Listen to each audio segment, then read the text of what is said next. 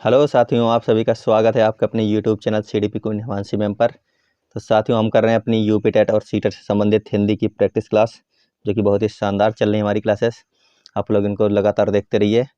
तो चलिए शुरू करते हैं अपनी आज की क्लास। देखते हैं पहला क्वेश्चन कौन सा है। पहला क्वेश्चन है, आंगन के पार द्वार किसकी रचना है। आंगन के पार द्वार किसकी रचना है, आपको यह बताना है। आंगन के पार द्वार किसकी रचना है। महावीर प्रसाद द्विवेदी, रामचंद्र शुक्ल, महादेवी वर्मा या फिर अज्ञेय। आंगन के पार द्वार किसकी रचना है। साथियों आंसर कीजिए आप लोग। आंगन के पार द्वार किसकी रचना है, ये आप लोगों को पता होगा, काफ़ी आसान भी है। आंगन के पार द्वार है अज्ञेय की रचना। हरी घास पर क्षण भर, ये भी इन्हीं की रचना है। तो आगे चलते हैं। जेब कतरा में कौन सा समास है। जेब कतरा में कौन सा समास हो जाएगा। जेब कतरा, जेब कतरा में कौन सा समास है। तत्पुरुष, अव्ययी भाव, कर्मधारय या फिर बहुव्रीहि। जेब कतरा में कौन सा समास है, आपको आंसर देना है साथियों। तो जेब कतरा में समास कौन सा है, तत्पुरुष समास है। कौन सा है, तत्पुरुष। आगे चलते हैं।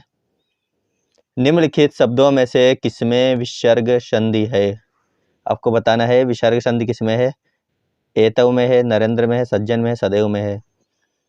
विसर्ग संधि किसमें है, विसर्ग संधि हो जाएगी एतव में। किसमें है, एतव में। आगे चलते हैं। नीरस का संधि विच्छेद होगा। नीरस का कौन सा संधि विच्छेद हो जाएगा, देखिए और आंसर कीजिए। नीरस का कौन सा संधि विच्छेद सही है इसमें से, नीरस। तो आपको पता होगा इसमें विसर्ग संधि है, तो इसका हो जाएगा निधन रस। आगे चलते हैं।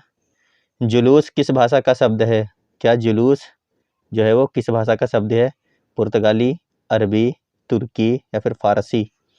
जुलूस किस भाषा का शब्द है। साथियों वीडियो को एक बार शेयर कर दीजिए अपने ग्रुप में, और अगर आप नए जुड़े हैं तो हमारे चैनल को सब्सक्राइब कर लीजिए और लाइक कर दें वीडियो को एक बार सभी लोग। जुलूस जो है वो है अरबी भाषा का शब्द। आगे चलते हैं। निम्नलिखित में अग्रस्वर है, बताइए साथियों अग्रस्वर कौन सा इसमें है। अग्रस्वर, तो इसमें हो जाएगा अग्रस्वर कौन सा है, ए। अग्रस्वर है ए। आगे चलते हैं। निम्नलिखित में द्विगुण व्यंजन है। द्विगुण व्यंजन कौन सा आपको बताना है इसमें से। द्विगुण व्यंजन कौन सा है। डा है, ढा है, ला है या फिर ए और बी दोनों है। द्विगुण व्यंजन कौन सा है, ए और बी दोनों। आगे चलते हैं। आग का पर्यायवाची शब्द है। आग का पर्यायवाची कौन सा शब्द है, देखिए और बताइए, आंसर कीजिए। आग का पर्यायवाची इनमें से कौन सा है, तो साथियों आंसर कीजिए जल्दी जल्दी। तो इसमें है ए और बी दोनों, ऑप्शन नंबर डी। आगे चलते हैं। अमृत का पर्यायवाची शब्द है। अमृत का पर्यायवाची आपको बताना है इनमें से कौन सा है। अमृत का पर्यायवाची शब्द कौन सा हो जाएगा। अनूढ़ हो जाएगा, पावक हो जाएगा, पवित्र हो जाएगा, सोम हो जाएगा या फिर, बताइए आप लोग इनमें से कौन सा है। इसमें है सोम। आगे देखते हैं। निम्न में अन्य तीन से भिन्न है। अन्य तीन से कौन सा भिन्न है, देखिए। अमीय, पीयूष, अनध, मधु। तो इनमें तीन शब्द एक जैसे हैं लेकिन एक अलग है, वो अलग कौन सा हो जाएगा, तो वो हो जाएगा अनध। कौन है, अनध। आगे चलते हैं। जंगल का पर्यायवाची शब्द है। जंगल का पर्यायवाची आपको बताना है। अरण्य है, घास है, उपला है या फिर इनमें से कोई नहीं है। जंगल का पर्यायवाची शब्द कौन सा हो जाएगा। साथियों वीडियो को शेयर कर दीजिए एक बार, वीडियो को शेयर कर दें ज़्यादा से ज़्यादा। तो इसका हो जाएगा अरण्य। अरण्य माने क्या होता है, जंगल। आगे चलते हैं। संस्कार शब्द में प्रयुक्त उपसर्ग है। संस्कार शब्द में प्रयुक्त उपसर्ग क्या हो जाएगी, देखिए। सा हो जाएगी, सम हो जाएगा, संस हो जाएगा या फिर उपसर्ग का प्रयोग हुआ ही नहीं है यहाँ पर। बताइए इसमें से कौन सा सही है। संस्कार शब्द में उपसर्ग कौन सा है।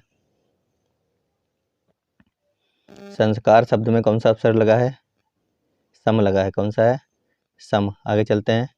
शुद्ध वर्तनी का चयन कीजिए। देखिए ज्योत्सना कौन सा सही लिखा है, ये बहुत बार पूछा जाता है। तो आपको बताना है इसमें से शुद्ध वर्तनी कौन सी है ज्योत्सना की। बताइए, हम देख रहे हैं आप लोग इसमें से कौन सा आंसर अपना सेलेक्ट कर रहे हैं। तो इसका हो जाएगा ऑप्शन नंबर सी, ज्योत्सना। आगे चलते हैं।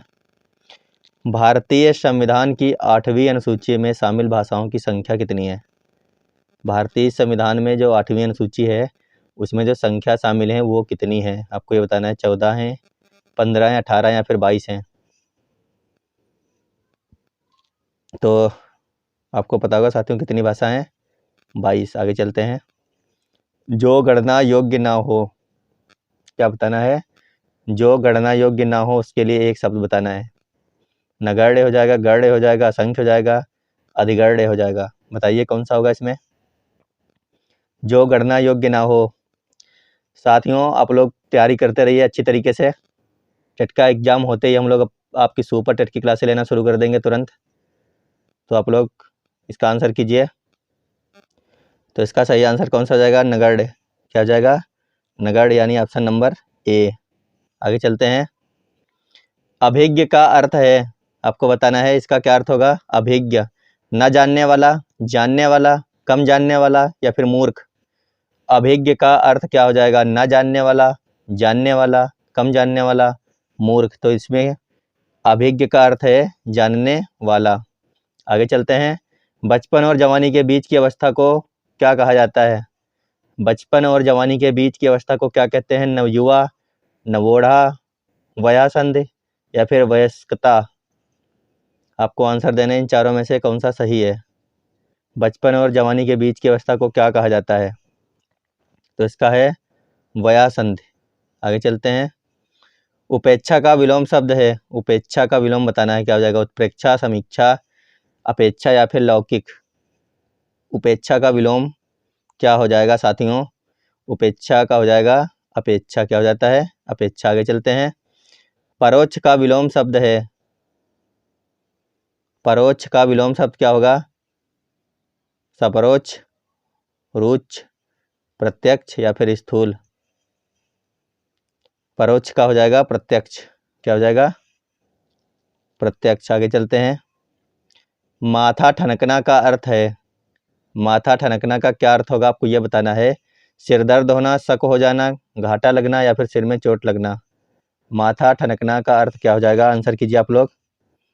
माथा ठनकना का अर्थ क्या हो जाएगा? आंसर कर दीजिए साथियों। तो इसका हो जाएगा ऑप्शन नंबर बी। आगे चलते हैं। आंखें चुराना का अर्थ है, आंखें चुराना का अर्थ क्या हो जाएगा? धोखा देना, घाटा देना, कतराना या फिर उल्लू बनाना। आंखें चुराना का अर्थ क्या हो जाएगा? आपको बताना है साथियों। आंखें चुराना, आंसर दीजिए। तो इसका हो जाएगा कतराना। क्या होता है? आंखें चुराना का मतलब होता है कतराना। Option number C. आगे चलते हैं। कठिन काव्य का प्रेत किस कवि को कहा जाता है? कठिन काव्य का प्रेत जो है वो किस कवि को कहते हैं? आपको ये बताना है। ऑप्शन देख लेते हैं। जयशंकर प्रसाद, केशवदास, सुमित्रानंदन पंत या फिर रामधारी सिंह दिनकर। आंसर कीजिए, आंसर कर लीजिए आप लोग। कठिन काव्य का प्रेत, बहुत ही अच्छा है क्वेश्चन है ये। तो कहते हैं किसको? केशवदास को कहते हैं कठिन काव्य का प्रेत। आगे चलते हैं। अगला क्वेश्चन है। रीतिकालीन कवि जो एकमात्र कृति से हिंदी साहित्य में अमर हो गए। ये तो बहुत ही आसान क्वेश्चन है। एकमात्र कृति जो है वो किसकी है? आपको बताना है। ऑप्शन देखिए और आंसर कर दीजिए। काफ़ी आसान क्वेश्चन है। अगर आपको इसका आंसर नहीं आता है तो साथियों अभी आपको हिंदी बहुत कुछ पढ़ना बाकी है।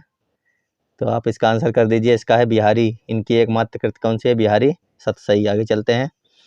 चंद्रबरदाई किसके दरबारी कवि थे? ये भी काफ़ी अच्छा क्वेश्चन है और आसान भी है। चंद्रबरदाई किसके दरबारी कवि थे? महाराणा प्रताप, शिवाजी, पृथ्वीराज चौहान या फिर बीसल देव। चंद्रबरदाई किसके दरबारी कवि थे? आपको ये बताना है। चंद्रबरदाई किसके दरबारी कवि थे? आंसर कर लीजिए आप लोग। तो इसका है पृथ्वीराज चौहान। किसके दरबारी कवि थे ये? पृथ्वीराज चौहान के। अपभ्रंश के प्रथम महाकवि कौन थे? क्वेश्चन नंबर 25 का आंसर कीजिए। अपभ्रंश के प्रथम महाकवि कौन थे? स्वयंभू, कालिदास, सरहपा, हेमचंद्र। तो इसमें कौन सा सही होगा? आपको ये बताना है। आप लोग आंसर कीजिए साथियों। अपभ्रंश के प्रथम महाकवि थे स्वयंभू। कौन थे? Option number A. आगे चलते हैं। हंस के संपादक थे, हंस के संपादक कौन थे? देखिए, अंबिका प्रसाद, जानकी नंदन, मुंशी प्रेमचंद, फिर महादेवी वर्मा। हंस के संपादक आपको बताना है, इनमें से कौन थे हंस के संपादक? आंसर कीजिए आप लोग। तो इसका सही है मुंशी प्रेमचंद। कौन थे? मुंशी प्रेमचंद। अगला क्वेश्चन देखते हैं। निम्नलिखित शब्दों में पुल्लिंग शब्द का चयन कीजिए। ये जो शब्द दिए गए हैं इनमें से पुल्लिंग कौन सा है आपको ये बताना है। हवा, कोयल, दारा, शिक्षा। तो इसमें से पुल्लिंग कौन सा आपको ये बताना है। तो इसमें पुल्लिंग है दारा। कौन है? दारा। आगे देखते हैं। राम पिताजी को पत्र लिख रहा है। राम पिताजी को पत्र लिख रहा है। वाक्य में किस प्रकार की क्रिया है? देखिए, सकर्मक है, अकर्मक है, नाम धातु है, या फिर इनमें से कोई नहीं है। राम पिताजी को पत्र लिख रहा है। क्या कर रहा है राम? अपने पिताजी को पत्र लिख रहा है। तो क्रिया कैसी है? ये सकर्मक क्रिया है। कैसी है? सकर्मक। अगला क्वेश्चन देखते हैं।